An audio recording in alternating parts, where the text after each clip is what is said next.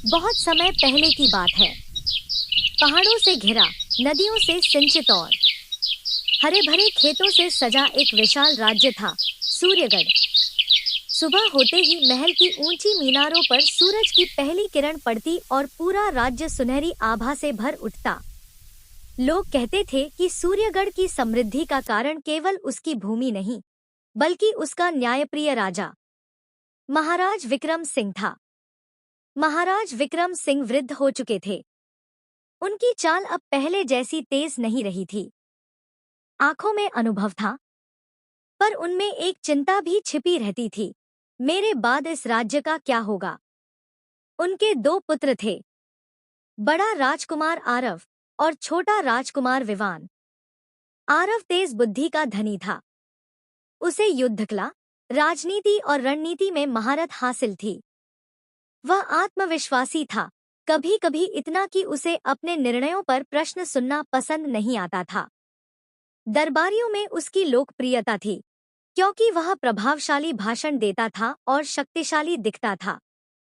विवान का स्वभाव अलग था। वह अक्सर महल से निकलकर प्रजा के बीच चला जाता, किसानों के साथ खेतों में बैठता, बच्चों के साथ खेलता, बूढ़ों की बातें सुनता। उसे तलवार से ज्यादा लोगों की कहानियां पसंद थी। वह कम बोलता था, पर जब बोलता, सच्चाई और सरलता झलकती। राजा अक्सर दोनों को दूर से देखते और सोचते, एक में शक्ति है, दूसरे में संवेदना। लेकिन राज्य को क्या चाहिए? एक दिन विशाल राजदरबार सजा। दीवारों पर रेशमी पर्दे, छत से झूलते झूमर और बीच में स्वर्ण सिंहासन। राजा उठे और बोले, मेरे प्रिय पुत्रों और सूर्यगढ़ की प्रजा, समय आ गया है कि मैं अपने उत्तराधिकारी की परीक्षा लूं। दरबार में सन्नाटा छा गया। राजा ने दोनों पुत्रों को अपने पास बुलाया। उन्होंने अपनी मुट्ठी खोली, उसमें दो छोटे, साधारण से बीज थे। तुम दोनों इन बीजों को लो। इन्हें अपने हाथों से बो, देखभाल करो। ठीक 1 वर्ष बाद आज ही के दिन तुम अपने अपने पेड़ लेकर इस दरबार में आओगे। जिसका पेड़ सबसे श्रेष्ठ होगा, वही सूर्यगढ़ का अगला राजा होगा। दोनों ने आदरपूर्वक बीज ले लिए। किसी को नहीं पता था, यह साधारण परीक्षा नहीं थी। आरव अपने महल के बगीचे में गया। उसने तुरंत मुख्य माली को बुलाया। सबसे उपजाऊ मिट्टी लाओ, विदेशी खाद मंगवाओ। यह पौधा राज्य की प्रतिष्ठा का प्रश्न है। सुनहरा गमला, विशेष जल, दिन रात देखभाल, सब कुछ किया गया। विवान अपने छोटे बगीचे में गया। उसने खुद मिट्टी तैयार की, अपने हाथों से बीज बोया, उसे मिट्टी से ढका और धीरे से कहा, तुम्हें बरना है, लेकिन मैं तुम्हें मजबूर नहीं करूंगा।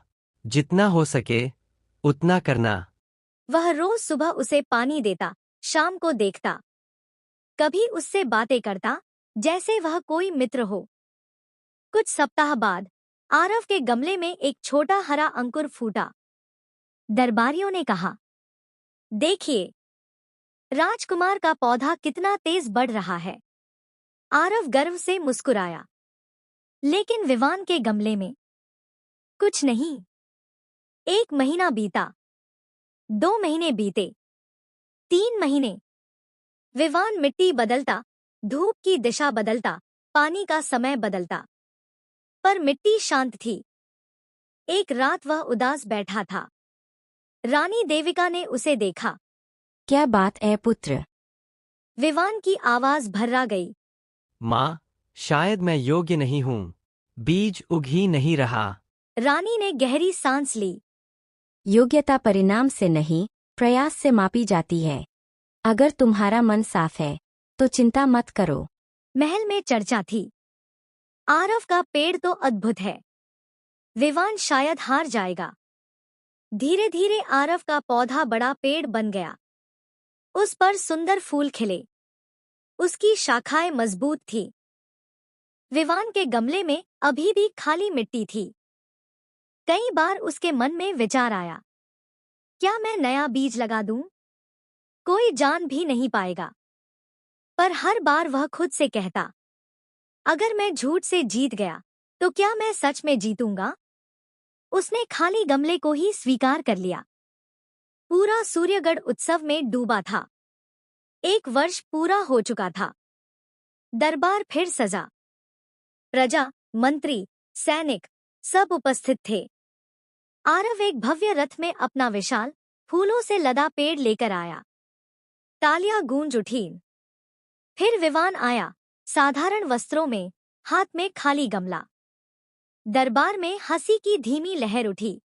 राजा ने गंभीर स्वर में पूछा, विवान, तुम्हारा पेड़ कहाँ है?